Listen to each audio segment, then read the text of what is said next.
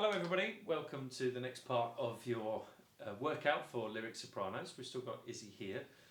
So we've done EAR, we've done Aima, we've done Maria, we've done Vieni, and now we're on to a new exercise which works the voice in a slightly different way, slightly deeper than the last few. They go in order, these exercises, very well designed, so I recommend that you do part 1 before you do part 2, part 3, do them in order. And this next one is brillae. So we start with a rolled R, then we put in a la, and then we turn to A, and that's where it turns down, and then we stretch the A sideways, as demonstrated beautifully by Izzy, who's still here sharing all this, warming up with you. She's been doing this for quite a few years, so she's adept at it now, very adept at it. She's on the way to becoming a professional musical theatre singer. She's done sort of a grade 8 musical theatre exam. You did very well. And you're singing with the National Youth Music Theatre? Yes, I am. Yeah? Or you would be singing if it wasn't for the coronavirus. But no, that's exciting. Yeah, she has an agent and she does some work around. But she's on the way to training. And this is a great set of videos for you to follow if you are also a young singer who aspires to sing professionally in musical theatre. Work through these exercises and your voice will develop. And if you're unsure about the kind of sound you should be making, well, you've got a great demonstration here.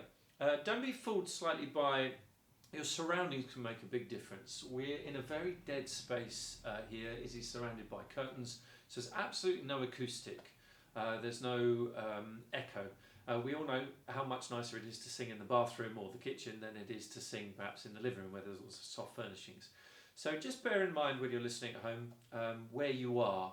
If you're singing in an echoey space, we tend to not push so much and kind of relax because we've got all that extra sound, but also perhaps we don't really hear the clarity in our voice. And if you sing in a very dead space, you hear all the clarity, you hear all the mistakes, you don't get that sense of ease of volume because so there's a slight tendency to push a little bit if you're in a dead space. So if you're in a unechoey space, be careful not to push. If you're in a very echoey space, be careful that it doesn't give you a full sense of how your voice is working. Okay, here we go. Brillae. Can you demonstrate for us, Izzy? Yeah. So this is how it goes. Have a listen.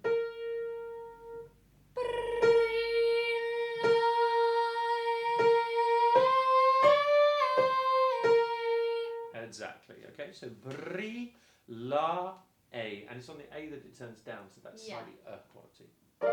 Okay, sing along with Izzy as we go down the scale.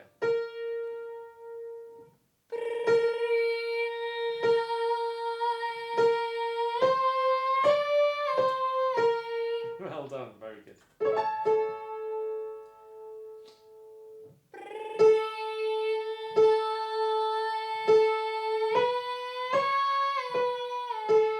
Okay, good. We just want that A to turn down a little bit more to actually feel that it does that. Okay. You remember what you felt on Vieni? Yeah.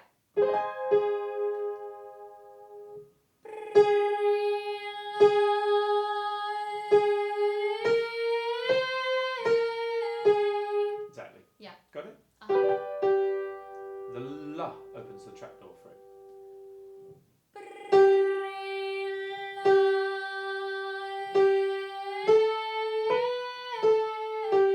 Good.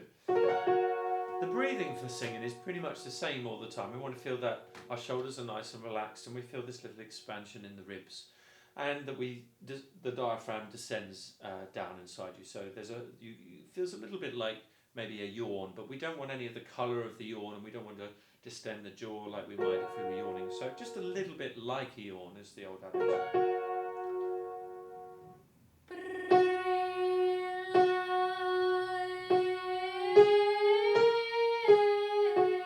That's the same on every exercise, so we're creating a good habit.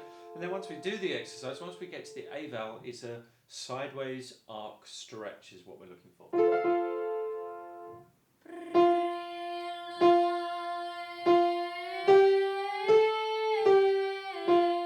Top one there.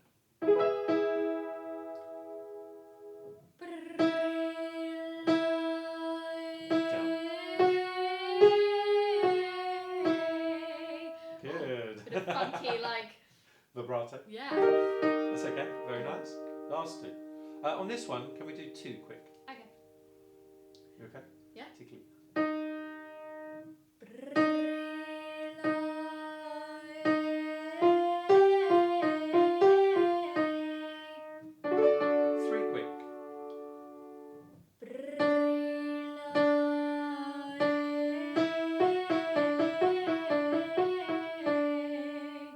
I quite like that. That you lassoed the first note. You kind of did this little drop, like gathering, drop down. Exactly, you drop down in the pitch and then gave yourself. The drop in pitch allows you to relax the muscles a little bit, and then as she went up, she kind of gathers up the sound. So that's what we're doing, gathering up the harmonics. Last one, 5 or 6 times. Down.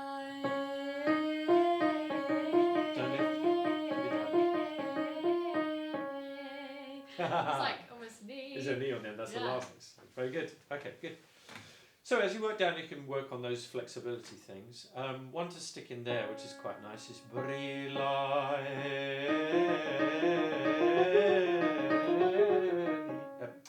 Hey, you're doing it now. Yeah. Have a go at that, going up to the 3rd twice, and then up to the 5th. Okay. This is one you can experiment with at home. Down. 5th. Well done, remember not to do knee. Okay, right, good. So that's a little bit of fun. You can do some practice, some runs, see if you can get faster on those low notes until you're not thinking about the pitch in any way. You feel very relaxed in your mind.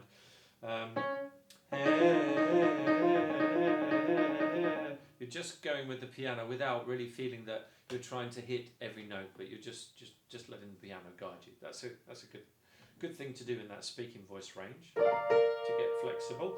But let's get on with the main job, which is back up the scale and building some coordination and some strength and some flexibility in the passaggio. Deep breath. Brillae.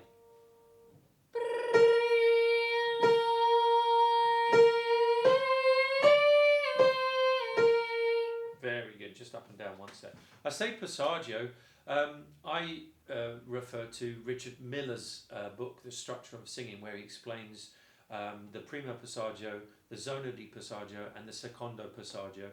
I've noticed a lot of singers, professional singers, fantastic singers, refer to the passaggio as one moment. Normally the secondo passaggio, they refer to that moment. And I only assume it's because their primo passaggio is so sorted and so effortless for them, perhaps that they hardly even pay it any attention. But Richard Miller had this absolutely sussed in his book, in my opinion. And some singers, especially beginners, do have a lot of trouble with their primo passaggio. It's very important to get the primo passaggio right and get the zona di passaggio correct as well. So get yourself the book, Richard Miller's The Structure of Singing.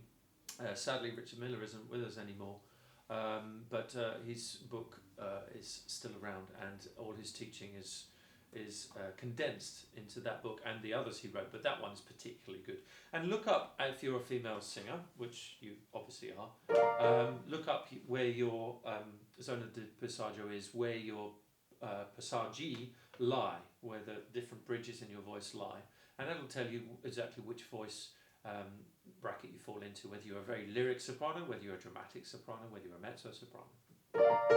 Okay, through the zona di passaggio, brillae. Twice, please. Long roll up.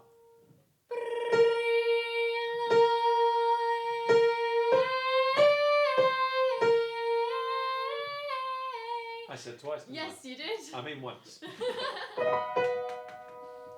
No, don't worry. Deep breath. Diaphragm. Go.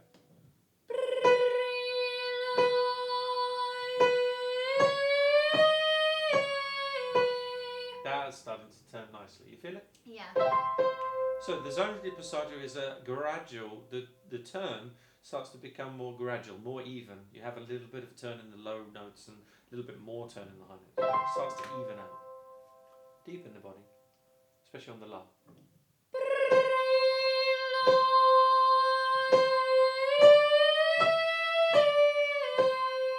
Excellent. I want to feel like we're kind of holding our breath. Not that the breath pressure is coming out, but we're just keeping it within our body.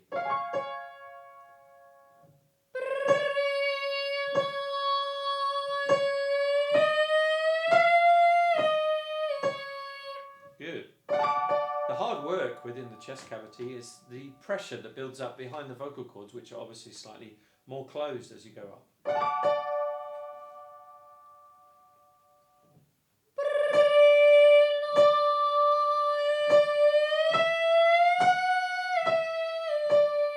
Good. These are really the toughest notes, to be honest. It gets slightly easier as you go to the top notes when everything is correct and lining up properly.